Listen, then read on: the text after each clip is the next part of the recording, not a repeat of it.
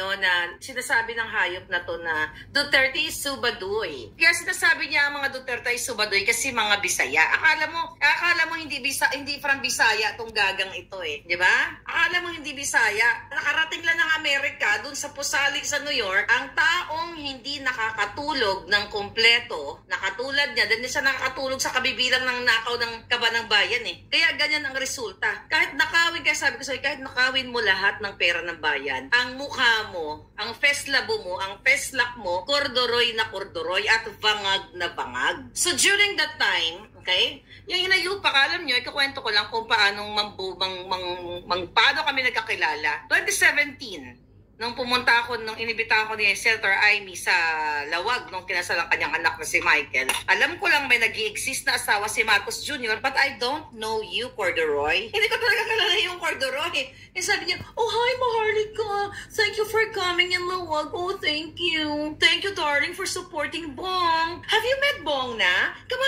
on, gaganon ka pang alpotera ka. Remember that? Ngayon, eto. Ayun na nga, during the campaign, nag-uusap-usap kami kasi syempre tumatawa yung lalo pag bangag yung mga yan, tumatawag yan, ang hinayupak na yan, or nagtitext pag gusto nilang pa-interviewin si Kuting. Ngayon mga kababayan, may mga pagkakataon na nagchika boom boom kami. Kasi diba may mga survey, so nagkukwentuhan kami, natatakbo ba si Inday? Kasi syempre ako talaga, budol na budol, talagang, ayaw ko si Inday nung time na yun, kasi nga sabi ko, bata pa si Inday, ganyan-ganyan, si Kuting na lang muna, kasi pagpatuloy yung nasimula ng tatay ng chuba-chuchu, mga ganon. So during that time, ngayon sinasabi namin, yung sa conversation, sa lahat ng platform meron kami, WhatsApp, Viber, at kung saan, hanggang sa tumatawag nga siya kapag bangag siya. May mga pagkakataon na sinasabi ko sa kanya, actually di lang naman ako na what if kung si Inday ang tumakbo kasi mataas sa survey si Inday. Ano sabi mo? It must be Bong, not Sarah. Ayaw niya talaga.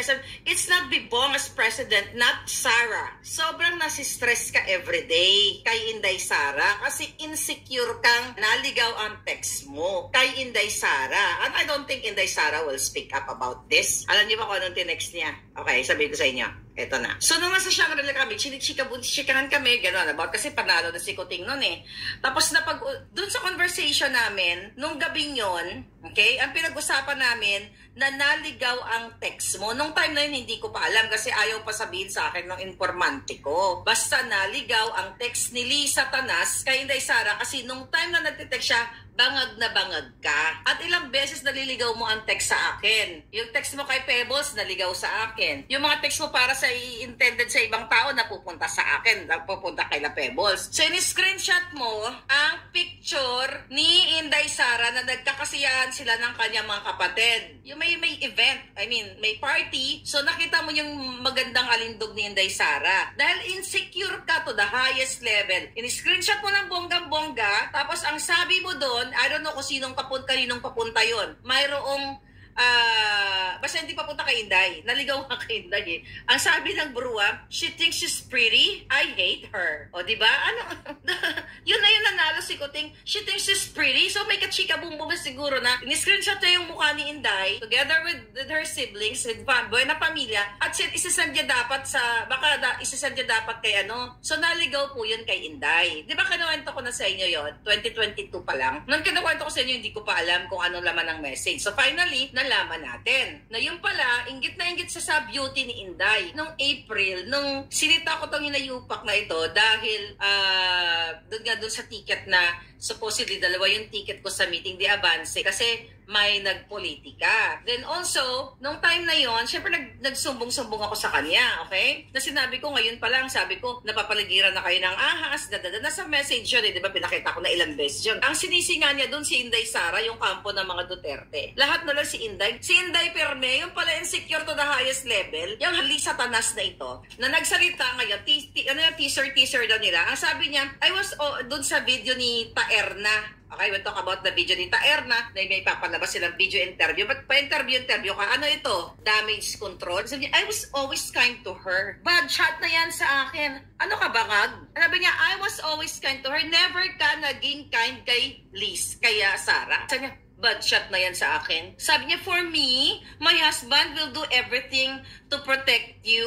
So, you run together. Sama-sama tayong babangon muli. Una, sabi mo, I was always kind to her. Si Glenn Chong, si Vic Rodriguez, napakabait sa inyo. Gratis, libreng. Anong ginawa mo? Sinungaling ka, hindi ka mabait. Kung kaya mo ipakidnap ang minor de edad na tumatangis, umiiyak, na sumisigaw, na ang sabi ng bata, Mommy, don't leave me, don't leave me. Narinig ko kanina, mga palangga. Ano na, mamaya na yon. Sige. Ano sabi mo? I was always kind to her. Never ka naging kind. Sabi mo, for me, my husband will do everything to protect you. Hindi mo protektahan si Sarah. Nung sinira nyo, nagbayad kayo ng mga dugyot gamit ang pera ng bayan sa confidential fund na 125 million.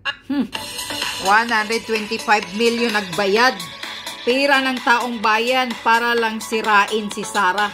25 million. Alam mo kung sino naapektuhan? Hindi si Inday Sara. Yung pondo na yon na dapat matanggap ng mga taga Davao, na mga may sakit, na mga tinutulungan ni Inday Sara, na antala dahil sa kababuyan, nag-give up na si Inday Sara, di ba? O sige, wala nang confidential fund para masiyahan kayo. Pero ang panalo nyo sa loto, billion-billion na loan better, namamayagpag kang di punggol ka.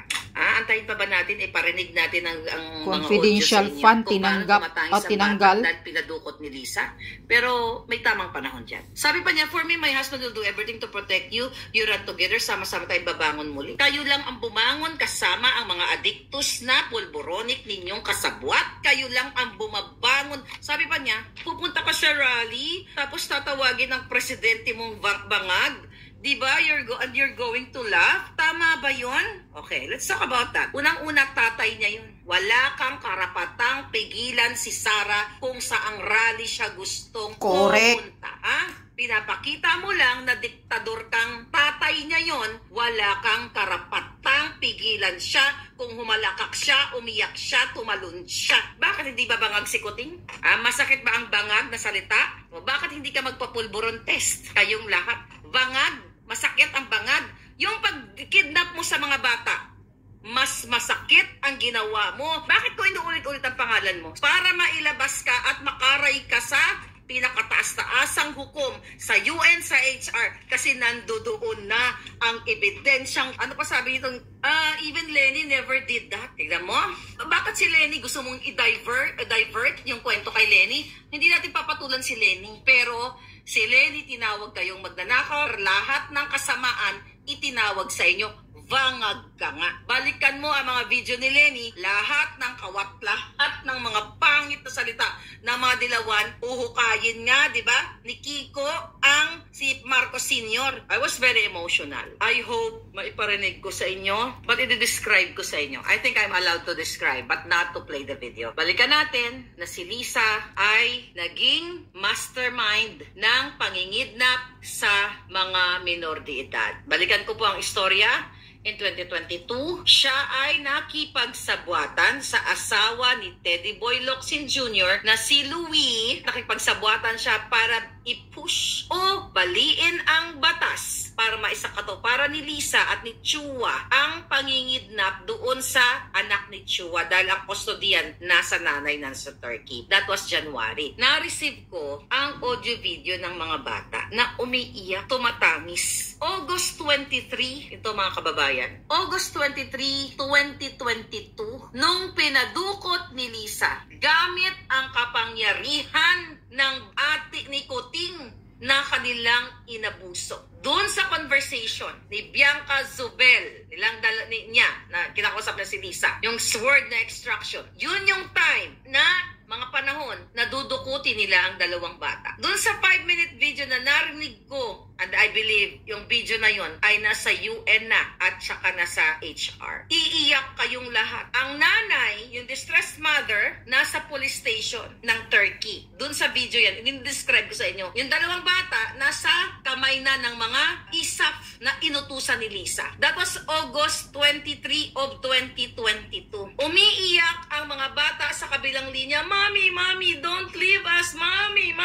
Umiyak ang mga bata na ganyan. Umiiyak din yung nanay. Ano sabi nung nanay? Sabi niya, sweetie, I will do something. Mom will do something to get you. Ganun yung conversation. Tumatangis, Lisa, ang mga bata. Hindi kita titigilan dahil narinig ko ang iyak ng mga minor de edad na pinadukot mong, and the people should speak up now. Hindi ko alam kung bakit nagbigibingihan pa kayo. Kung hindi ko lang pwedeng iparinig sa inyo dahil hindi pa ako inaalaw. 5-minute video. Umiiyak ang mga bata during the time 8-9 years old. Gaano kasakit sa isang magulang. Gaano kadimo ang tatay at si Lisa na naging magkasabwat sila. Umiiyak ang mga bata na mami, kinukuha sila ng gobyerno ng Pilipinas. Alam mo yung kikidnapin ka, hahawakan ka ng mga military, 8-9 years old. Imagine, i-feel ninyo, masarap bang dudukutin ang 8-9 years old mong anak ng stranger? Gamit ni Lisa ang kapangyarihan ng gobyerno. Pinadukot ni Lisa ang mga bata. Umiiyak, magkabilang linya ng telepono, umiiyak habang ang nanay ay nasa police station ng Turkey na pinagpupirma siya, tapos pinakat na yung line. Pinaputol na dun sa kabila at yung nanay kailangan kasi in the middle of interrogation siya. Gaano kasakit sa magulang? Papakulong ka lang. Ngayon, meron kang immunity kaya malakas ang loob mo. Darating ang panahon, kakarayin ka. One day, you will hear everything. Ang correct. Ninyo, kakarayin natin yan, Lisa Smugs. Ina din siya eh. Wala pong matinong nanay na gagawin sa isang bakit ganito yung pakaramdam ko. 5 minutong umiiyak ang bata. Mami, pick up. Pinapick up sila doon. Pinapakuha. Nagmamakaawa sila. Nakunin sila ng nanay nila. Doon sa involved. Kayo yung nagdukot na inutusan ni Lisa at binaboy din kayo ni Lisa.